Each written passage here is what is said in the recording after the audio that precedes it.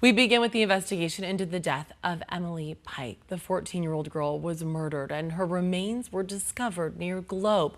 That was weeks after she went missing from a Mesa group home. There's been an outpouring of support from the indigenous community in the valley, raising awareness about her death. However, investigators have yet to bring a suspect into custody.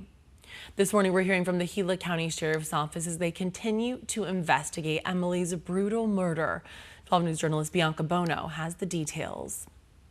How often are you guys getting tips and leads at this point? Our detectives are getting calls almost around the clock. Lieutenant Jim Lottie is with the Gila County Sheriff's Office, the lead agency investigating the murder of 14-year-old Emily Pike. When you take into account the way in which Emily's remains were recovered and found, how does that impact your investigation? It doesn't change how we investigate. It is definitely, in this particular case, I would use the description of a special kind of evil. The 14-year-old girl with a contagious smile was a beloved member of the San Carlos Apache tribe. But on January 27th, she was last seen alive on foot near Mesa Drive and McKellips Road after leaving the Mesa group home where she lived. There was some surveillance footage that the detectives are looking into. What about the area where her remains were found? In that area, that's such a rural area. There's like no housing, there's no businesses, it's just, forest. 2 weeks after she was last seen, Emily's remains were found off the US 60 near Globe, her head and torso in trash bags. But investigators say they don't believe that's where she was killed. This week, the Sheriff's Office announcing the FBI and Bureau of Indian Affairs are assisting in the investigation. Mike Anderson is a retired FBI special agent. The FBI will be involved in interviewing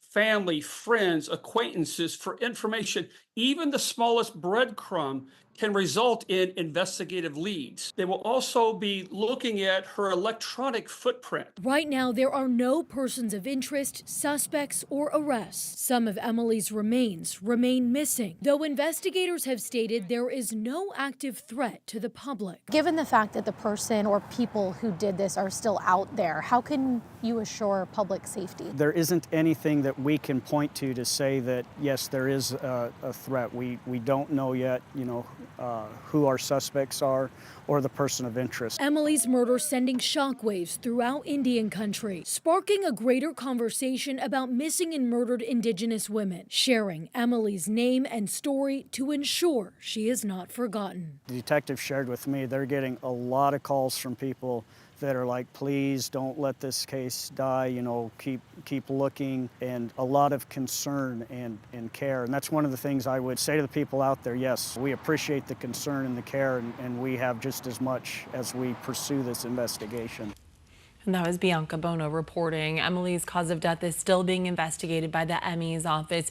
12 News asked if detectives have recovered DNA evidence from the scene where her remains were found. The lieutenant not able to comment at this time, but we are waiting for more details. If we get them, we will be sure to pass them along. If you have any information about what happened to Emily Pike, you're asked to contact the Gila County Sheriff's Office right away.